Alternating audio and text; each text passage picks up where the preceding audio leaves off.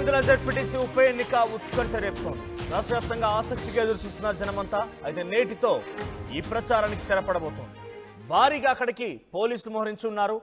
నువ్వా నేనా అన్నట్టుగా వైసీపీ టీడీపీ ప్రచారం కొనసాగుతోంది. జగన్ కంచుకోటలో పాగా వేయాలని చెప్పి టీడీపీ తీవ్రంగా ప్రయత్నం చేస్తోంది.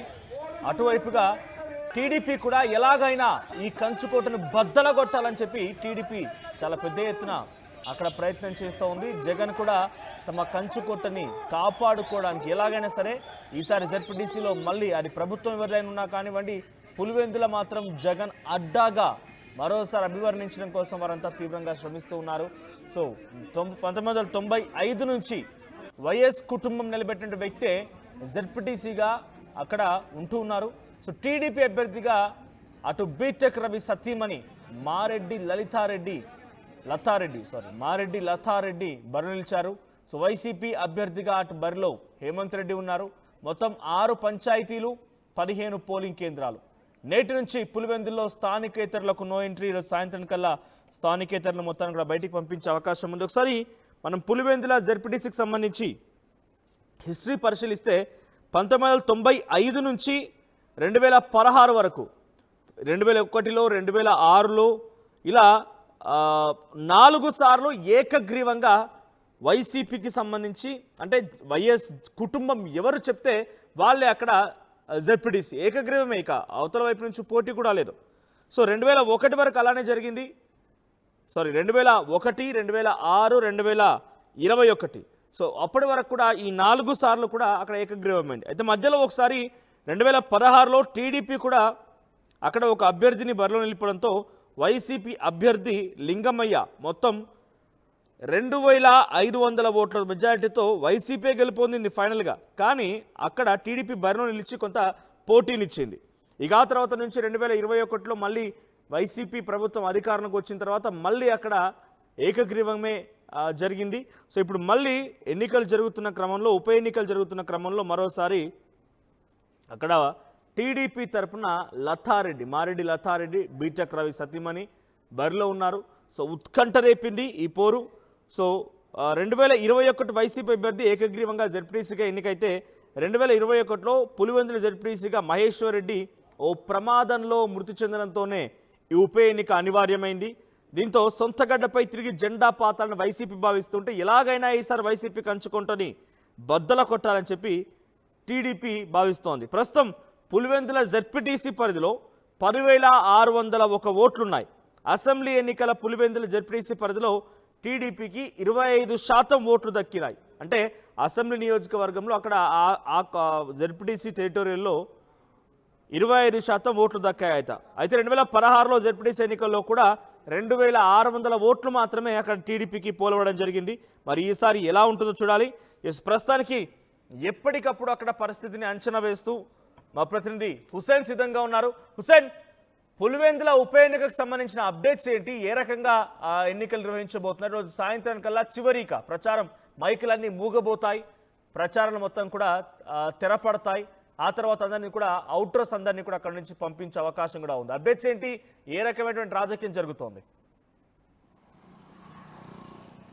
మనోజ్, పులివెందుల జెడ్పీటీసీ ఉప ఎన్నిక రాష్ట్ర వ్యాప్తంగా చూస్తూ ఉన్నారు. ఈరోజు పులివెందుల్లో వైఎస్ఆర్ కుటుంబం యొక్క ఆధిపత్యాన్ని బద్దలు కొట్టేందుకు కూటమికి సంబంధించినటువంటి పార్టీలు ఇప్పటికే సిద్ధమైపోయాయి. ఎన్నికల నోటిఫికేషన్ వచ్చినప్పటి నుంచి, నామినేషన్ వేసిన రోజు నుంచి ఒక్కసారి వీధిన పల్లెన గ్రామాన తిరుగుతూ ఓటర్లను ప్రసన్నం చేసుకునే పనిలో అటు కూటమి పార్టీకి సంబంధించినటువంటి నాయకులు టీడీపీ, ఇటు ప్రధానంగా వైసీపీకి సంబంధించినటువంటి నాయకులంతా కూడా గల్లీ తిరిగేటటువంటి పరిస్థితి చూసాం. అయితే ఇవాళ సాయంకాలంతో ఈ ప్రచార హోరు, మైకుల జోరు ఇవాళ మూగబోతుంది. ఈ నేపథ్యంలోనే 12వ తేదీ జరిగేటువంటి ఎన్నికకు వ్యూహాలు రచించబోతున్నారు నాయకులంతా కూడా. ఇప్పటికే ఓటర్లను ప్రసన్న చేసుకునే పనిలో టీడీపీ, వైసీపీకి చెందినటువంటి నాయకులంతా కూడా మాజీ మంత్రులు, మాజీ ఎమ్మెల్యేలు, ఒకవైపు అధికార పార్టీ కూటమికి సంబంధించినటువంటి మంత్రులు, ఎంపీ అందరూ కూడా ప్రతి ఊరికి దత్తత తీసుకునేలాగా, అంటే ప్రతి ఊరు పైన ఒక్కొక్క గ్రామం మీద ఫోకస్ పెట్టి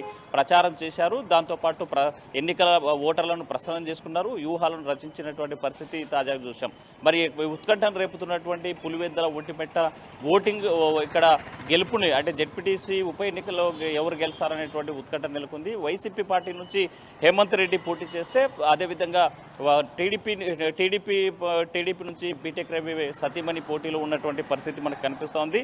ప్రధానంగా ఈ లతారెడ్డి గెలుపును ఎలాగైనా సరే పులివెందుల కోట మీద జెండా ఎగరేయాలనేటువంటి దానిపైన టీడీపీకి సంబంధించినటువంటి బీటెక్ రవి భీష్మించి కూర్చున్నారు. ఆ రకంగానే రాష్ట్ర పార్టీ కూడా డైరెక్షన్ చేస్తూ బీటెక్ రవి సతీమణి గెలిపించేందుకు రంగంలో దిగినటువంటి పరిస్థితి ఉంది. ఈ నేపథ్యంలోనే అటు గ్రామాల్లో అంటే 30 సంవత్సరాలుగా ఏక ఛత్రాధిపత్యం వహిస్తున్నటువంటి వైఎస్ కుటుంబానికి తప్పనిసరిగా చుక్కెదురు పెట్టాల్సిందే, ఈ కోటను బద్దలు కొట్టాల్సిందే అనేటువంటి టార్గెట్గా పెట్టుకొని కూటమి ప్రభుత్వం వ్యూహాలు చేస్తున్నటువంటి పరిస్థితి ఉంటే, మరోవైపు దాన్ని ఎదుర్కొనేందుకు వైసీపీ పార్టీ కూడా అదే స్థాయిలో ప్రతివ్యూహాలు ప్రదర్శిస్తున్నటువంటి పరిస్థితి ఉంది. ఈ నేపథ్యంలోనే నల్లగుట్టవారిపల్లె, నల్లపరెడ్డివారిపల్లెకి సంబంధించినటువంటి ఈ గ్రామాల్లో ఉత్కంఠమైనటువంటి వాతావరణం నెలకొంది. తలలు పగిలాయి, రక్తాలు చెందాయి, కేసులు నమోదు చేసినటువంటి పరిస్థితి. తాజాగా నిన్న సాయంకాలం 15 మందిని పోలీసులు అదుపులోకి తీసుకున్నటువంటి పరిస్థితి కూడా ఉంది. ప్రధానంగా వైసీపీ నాయకులని టార్గెట్ చేసి అధికారాన్ని దుర్వినియోగం చేస్తూ పోలీసు వ్యవస్థను వాడుకొని కూటమి ప్రభుత్వం ఇదంతా అప్రజాస్వామికంగా ఎన్నికలు నిర్వహించాలి, ఇక శాంతి భద్రతలు దెబ్బతీసేలాగా ప్రయత్నించేటువంటి క్రమంలో టీడీపీ పార్టీ వ్యూహాలు రచిస్తుందనేసి వైసీపీ ఆరోపిస్తుంది. అదే స్థాయిలో వైసీపీ చేస్తుందని టీడీపీ ఆరోపిస్తున్నటువంటి పరిస్థితి. ఈ నేపథ్యంలోనే మాటలు తూటాలు పేలుతున్నాయి, తలలు పగులుతున్నాయి, పెద్ద సంఖ్యలో కూడా ఉద్రిక్తమైనటువంటి వాతావరణం నెలకొంది. ఇవాళ సాయంకాలంతో పూర్తి స్థాయిగా ఎన్నికల ప్రచారం ముగి ఉండడంతో ఇంకా రంగంలో ఓటర్లను ఎలా కొనుగోలు చేయాలి, లేకపోతే వాళ్ళని ఎలా ప్రలోభ పెట్టుకోవాలనేటువంటి పనిలో పడేటువంటి పరిస్థితి తాజాగా మనకి పులివెందులకు సంబంధించిన జడ్పీటీసీ స్థానానికి కానీ ఒంటిపేటకు సంబంధించిన జడ్పీ స్థానానికి అనిపిస్తుంది. మనం చూస్తే ప్రధాన ఈ పులివెందులలో పోలింగ్ కేంద్రాలు 15 ఉన్నాయి. మొత్తం ఓటర్లు 10,601 ఓటు ఉంది.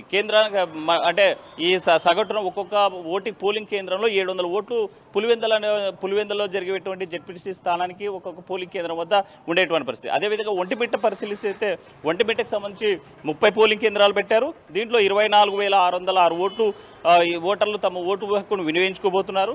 సగటున ఒక్కొక్క పోలింగ్ సెంటర్కి 820 మంది పోలింగ్లో పాల్గొనేటువంటి పరిస్థితి కనిపిస్తుంది. ఇక్కడ ప్రధానంగా ఒకటే వైసీపీ పార్టీ ఆరోపిస్తుంది, ఎలాగైనా సరే కుయుక్తులు చేసి కూటమి ప్రభుత్వం ఇక్కడ ఉన్నటువంటి వైఎస్ఆర్ కుటుంబానికి ఆధిపత్యాన్ని దెబ్బతీసేందుకు కుట్రపూరితంగా అధికార యంత్రాంగం వాడుకుంటున్నారు, ఈసీని వాడుతున్నారు.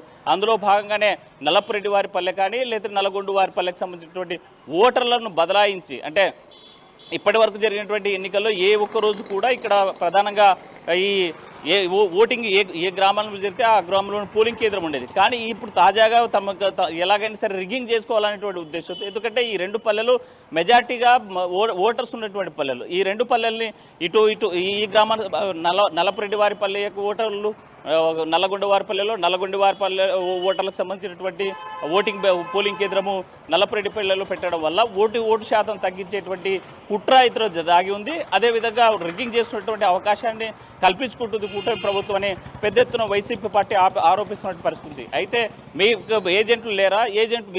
మీరు తప్పనిసరిగా వైసీపీకి సంబంధించినటువంటి వాళ్ళకి ఓటమి భయం పట్టుకుంది కాబట్టి ఇలాంటి నిందారోపణలు చేస్తూ ఉన్నారు.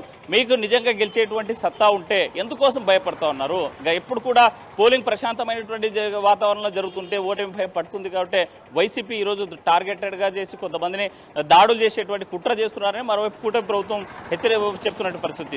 మనకు ఒకసారి చరిత్ర ఈ పులివెందులకు సంబంధించిన చరిత్ర చూసినట్టయితే ఇప్పటి వరకు మనం చూసాం. అంటే మొట్టమొదటిసారిగా 1995 నుంచి 2001, అదే 2006, 2013, 2021లో ఎవరైతే వైఎస్ కుటుంబం సూచిస్తారో ఆ కుటుంబానికి సంబంధించినటువంటి వారే జెడ్పీటీసీలుగా ఎన్నిక అవుతున్నటువంటి పరిస్థితి వచ్చింది. అంటే ఒక్కసారి మాత్రమే ఈ మధ్యకాలంలో 2001లో జరిగినటువంటి ఎన్నికల్లో నామమాత్రపు పోటీ జరిగేది. అందులో వైఎస్ కుటుంబం చూపించినటువంటి వ్యక్తే గెలిచినటువంటి పరిస్థితి ఉంది. సో ఈ పులివెందుల జెడ్పీటీసీ ఎన్నికల యొక్క చరిత్ర చూసినట్లయితే ఇక్కడ ఎవరైతే వైఎస్ కుటుంబానికి సంబంధించిన సభ్యులు సూచిస్తారో వారికే ఈరోజు ఓటు ఇక్కడ గెలుపు వరుస్తూ వచ్చినటువంటి పరిస్థితి. చాలా సందర్భాల్లో కూడా అంటే అంటే ఇండిపెండెంట్గా ప్రకటించినటువంటి పరిస్థితి కూడా ఉంది. ఎందుకంటే వైఎస్ కుటుంబం చాలా బలమైనటువంటి కుటుంబము.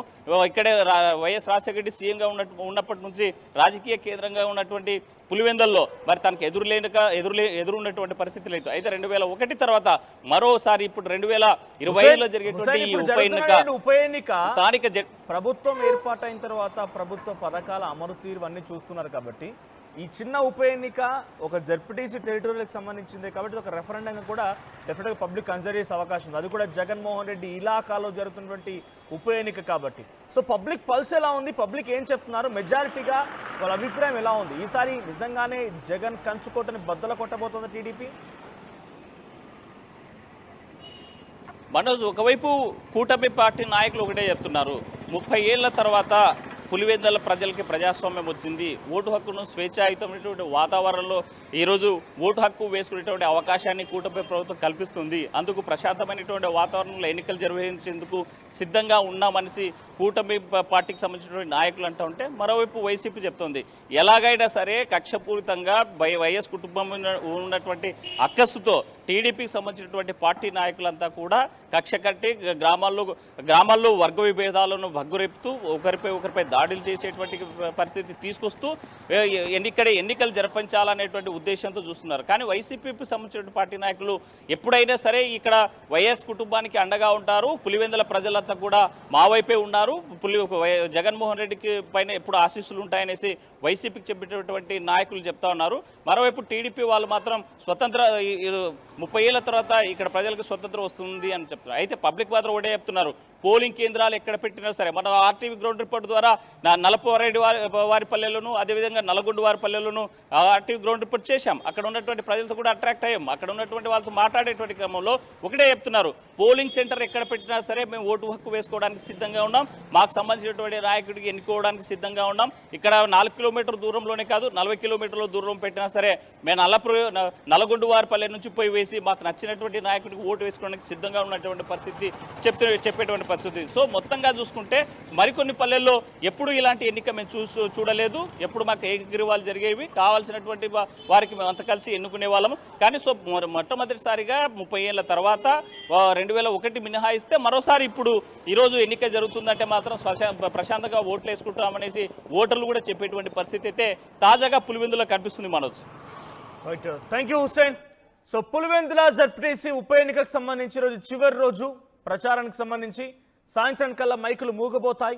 సో ఇప్పుడు జరిగినటువంటి ఎన్నికల ప్రచారంలో ఎటువంటి హడావిడి వాతావరణం నెలకొంది, ఎటువంటి రచ్చ నెలకొంది, ఎటువంటి విధంగా దాడులు చేసుకున్నారు, ఒకరిపై ఒకరు దాడులకు తెరలేపుకున్నారు, ఏ రకంగా ఇరు పార్టీల మధ్య ఒక రాజకీయ రభస జరిగిందనేది చాలా వివరంగా ఆర్టీవీ మీకు అందించే ప్రయత్నం చేసింది. సో ఈరోజు సాయంత్రం కల్లా మైకులు మూగబోతున్నాయి, అవుటర్స్ అందరినీ కూడా బయటికి పంపించే అవకాశం ఉంది. టీడీపీ తరఫున బీటెక్ రవి సతీమణి మారెడ్డి లతారెడ్డి అక్కడ పోటీ చేస్తున్నారు, బరిలో ఉంటున్నారు. ఇక వైసీపీ తరఫున హేమంత్ రెడ్డి బరిలో ఉన్నారు. 2001, 2006, 2021, 1998 నుంచి కూడా 5 నుంచి కూడా మొదలుకుంటే ప్రతిసారి కూడా అక్కడ ఏకగ్రీవంగానే వైఎస్ కుటుంబం చెప్పిన వ్యక్తే అక్కడ జెడ్పీటీసీ అయ్యేవారు. కానీ ఈసారి టీడీపీ బరిలో నిలిపింది. టీడీపీ కూడా చాలా స్ట్రాంగ్గా ఉంది. 2016లో కూడా టీడీపీ బరిలో నిలిపి ఓటమి పాలైంది. ఇప్పుడు అధికారంలో ఉంది. అప్పుడు కూడా అధికారంలో ఉండే సమయంలో 2016లో బరిలోకి నిలిపింది. మరి ఈసారి అక్కడ సిచ్యువేషన్ ఎలా ఉంటుందో చూడాలి. సో మీ అభిప్రాయం ఏంటి కామెంట్ చేయండి. పులివెందులలో ఎవరు గెలిస్తే బాగుంటుంది, ఎవరికి ఇది పట్టం కట్టే అవకాశం ఉంది, మరి ముఖ్యంగా ఈ ప్రభుత్వానికి ఇదొక రెఫరెండంగా ఈ చిన్న ఉప ఎన్నికను కూడా, ఎందుకంటే దట్టు జగన్ ఇలాకాలో జరుగుతుంది కాబట్టి మరి నిజంగా అక్కడి ప్రజల్ని మెప్పించగలిగిందా టీడీపీ ప్రభుత్వం, కూటమి ప్రభుత్వం అంత స్థాయిలో ప్రజల్లో బలంగా వెళ్ళగలిగిందా, ఇది ఒక రెఫరెండంగా భావించాలి. సో మీ అభిప్రాయం ఏంటి కామెంట్ చేయండి. ఇక్కడ పులివెందుల ఉప ఎన్నికల్లో ఏ పార్టీ గెలిస్తే బాగుంటుంది అనేది మనం పోల్ కండక్ట్ చేస్తే 59% మంది వైఎస్ఆర్సీపీ గెలిస్తేనే బాగుంటుంది అంటున్నారు, వైఎస్ఆర్సీపీ గెలుస్తుంది అంటున్నారు కూడా. సో మీ అభిప్రాయం ఏంటి, మీరు కామెంట్ చేసే ప్రయత్నం చేయండి.